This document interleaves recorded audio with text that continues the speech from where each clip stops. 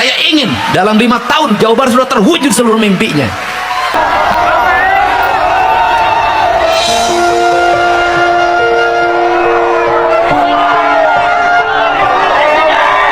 Harta yang paling berharga adalah keluarga.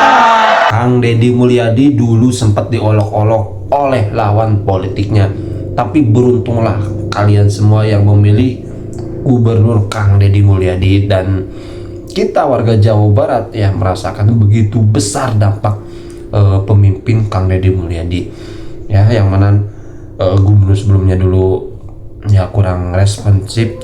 Sekarang kita punya Bapak Aing begitu luar biasa, dan di sini kita akan melihat ya momen haru tadi Kang Deddy Mulyadi bersama Presiden Prabowo ya. Dan coba kita lihat dulu pidato Kang Deddy Mulyadi, yang mana tolong ya para menteri, tolong dengarkan ini.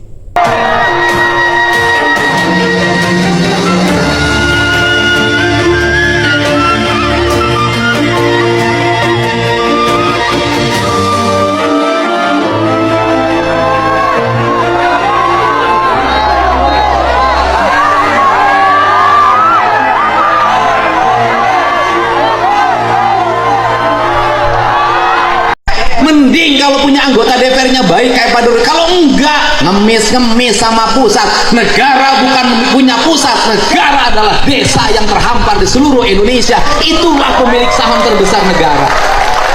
Betul nggak? Betul nggak? Nanti diatur. Saya sudah hitung itu. Saya dengan Pak Prabowo pernah ngitung. Pak Didi, kata Pak Didi, nyelesain kemiskinan pertanian gimana? Gampang, Pak. Bagaimana? 1, pupuk jangan dibikin susah-susah.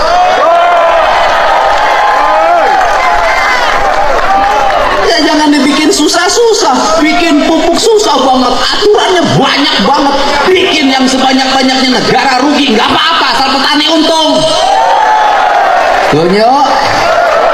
2, saya katakan setiap buruh tani harus punya sapi. Bantuan sapinya jangan kayak kemarin-kemarin Pak, dari Kementan, kurus-kurus, tua-tua, nggak mau hamil lagi.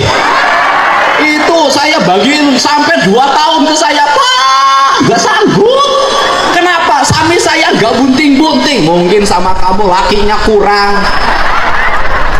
Kasih dong sapi yang unggulan, yang bibitnya gede. Kalau bisa yang dibagiin yang sudah bunting, di IB dulu sama kementerian, baru dibagiin. Betul nggak? Satu petani dengan Bu sebagai buruh tani atau luasan di bawah 1/4 hektar, kasih 5 ekor.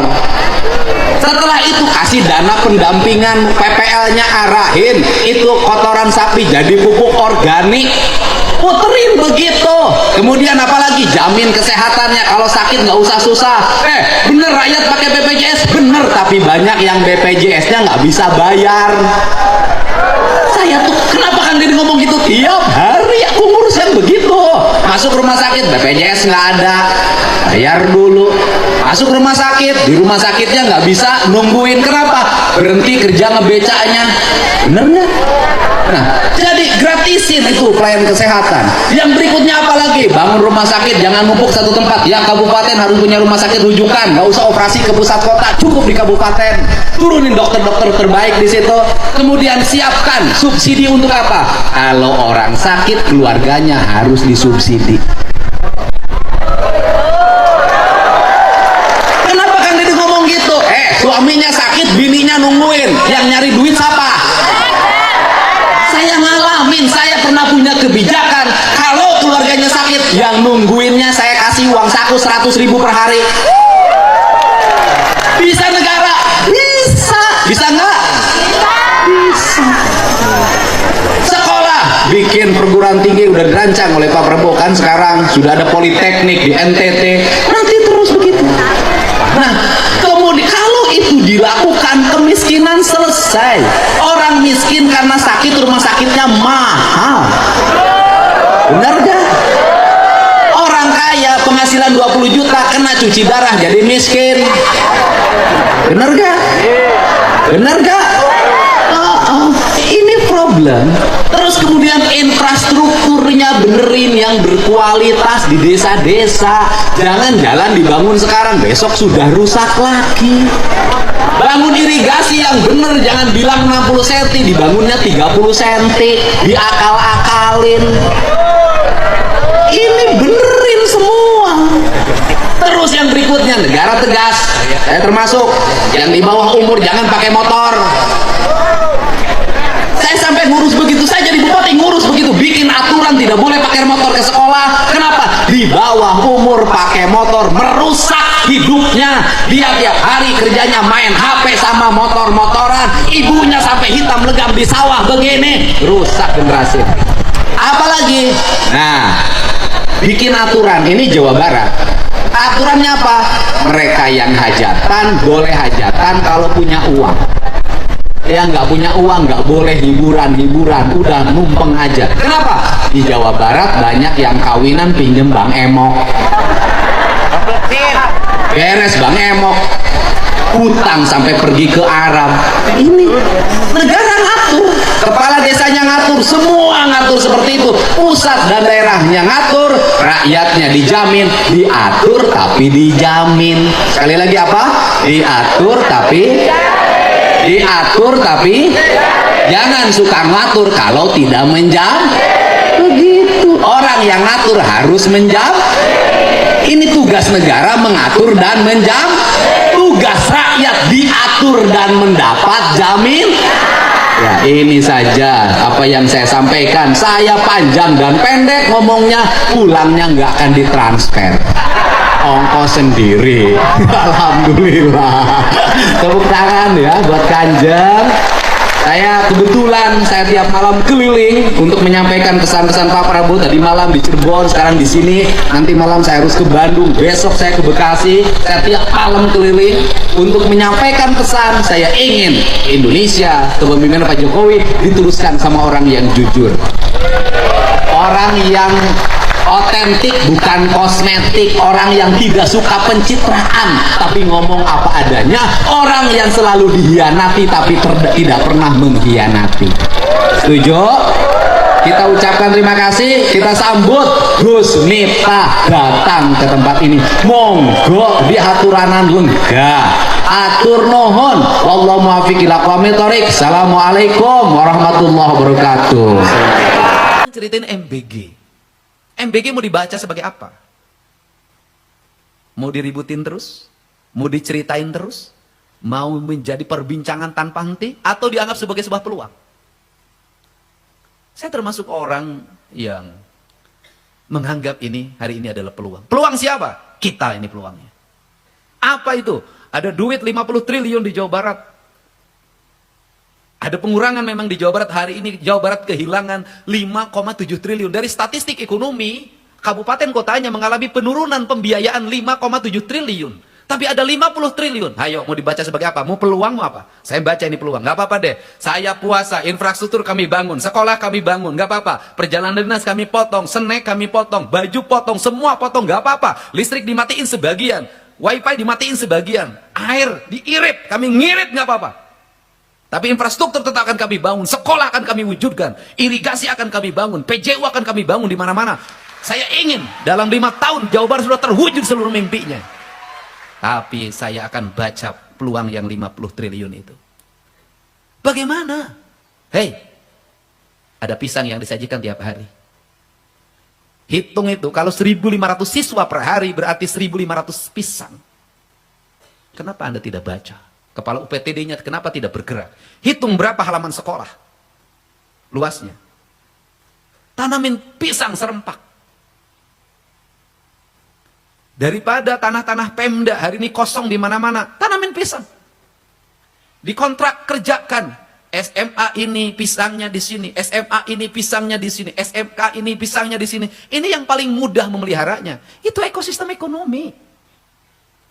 Sekolah bagaimana? Sekolah bisa menjadi konsumen dan bisa menjadi produsen. Anak-anak makan telur. Bagaimana caranya kalau telur yang disajikan oleh MBG itu, telur itu diproduksi oleh anak-anak sekolah? Bagaimana kalau setiap anak sekolah diwajibkan di rumahnya pelihara ayam? Anda mau menganggap apa? Menganggap peluang, menganggap tantangan. Pelihara ayam diwajibkan, sudah pelihara ayam. Kalau pelihara ayam maka ada siklus. Sisa MBG yang tidak dimakan itu dikarungin, bawa ke rumah, kasih makan ayam. Apa tidak berputar? 50 triliun jangan dibuang. Ini peluang menurut saya. Nah, bagaimana? Anak sekolah itu nanti datang ke sekolah. Mudah ke depan saya ingin ke depan, keinginan saya dapurnya itu di sekolah saja. Ini keinginan saya. Ya sudah, yang sekolah yang sekolahnya siswanya 1000, ya dapurnya di situ, minimal dekat di situ. Ya kalau seperti itu pengelolanya kan bisa, oh ibu-ibunya yang tiap hari, hai, udah masak weh. Daripada hai. Nah kemudian di situ disuruh ngelola. Kalau di situ disuruh ngelola, maka nanti beli telurnya dari mana? Dari komponen yang 10.000 tidak boleh terkurangi itu. Ya itu, siswa lumayan, saya mah cuman bawa seminggu teh setengah kiloan, jual, beli, siklus ekonomi. Bayangin, makanannya dimakan oleh kita, produk untuk makanan itu diproduk oleh kita. Di depan sekolah udah nggak usah tinggi-tinggi pelajaran biologi luhur teuing, aing teu ngarti. Nges, keberhasilan biologi cuma satu aja, melak tomat sukses, berarti biologinya sukses. Sudah, apain sih teori banyak amat? Digantung-gantung di sekolah. Nanam cabai sukses berarti biologinya 9. Udah. Buat apa biologi 9 si cabai meli? Di sekolah, nanam terong, sayur, kacang panjang, semua sekolah penuh. Pulang sekolah, eta we, lesna eta we. Ayo gerakin. Bayangin, Pak. Sekolah jadi hijau, sayurannya diproduksi, dibelinya oleh dapur MBG, dimakannya oleh kita. Ingat, duit itu tidak lari, jadi siklus ekosistem ekonomi. Kemudian, kalau setahun 50 triliun, tahun depan berarti 4 tahun ada 200 triliun. Uang berputar di Jawa Barat, siklusnya muter, tidak pergi keluar. Saya yakin, ini negara makmur. Asal kita mau baca ini peluang.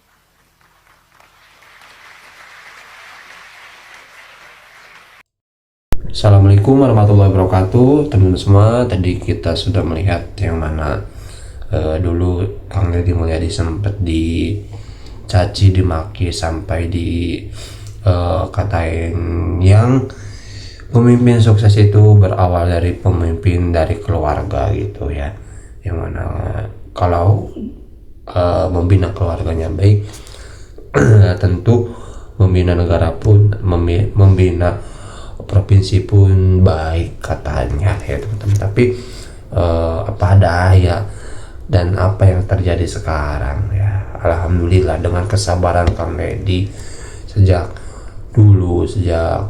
mungkin berjuangnya 10 tahun 15 tahun dulu ya, keliling desa ke desa ya, kecamatan ke kecamatan, dan alhamdulillah masyarakat menyukai sosok Kang Deddy Mulyadi, bukan karena uang, bukan karena disogok ya, tapi emang full pure ya, masyarakat suka dengan cara kerja Kang Deddy Mulyadi ya. Ini bagus teman-teman, sangat bagus sekali. Dan ya untuk para penyinyir ya, semoga ya jangan seperti itu untuk cara menjatuhkan seseorang, itu sih poin pentingnya. Dan ya kita fokus berkarya, memberikan manfaat kepada orang lain, itu ya. Dan insya Allah nanti orang lain pun akan baik kepada kita, seperti itu. Dan tadi pidato Kang Deddy pun ya begitu luar biasa ya teman-teman, yang mana menyindir ya para pejabat yang suka bermewah-mewahan, intinya ya seperti itu. Dan kita doakan Kang Deddy Mulyadi bisa selalu, amin ya Allah rabbal alamin. Oke teman-teman, itu dia pidato dari Gubernur Jawa Barat Kang Deddy Mulyadi. Terima kasih, sampai berjumpa di video. Assalamualaikum warahmatullahi wabarakatuh.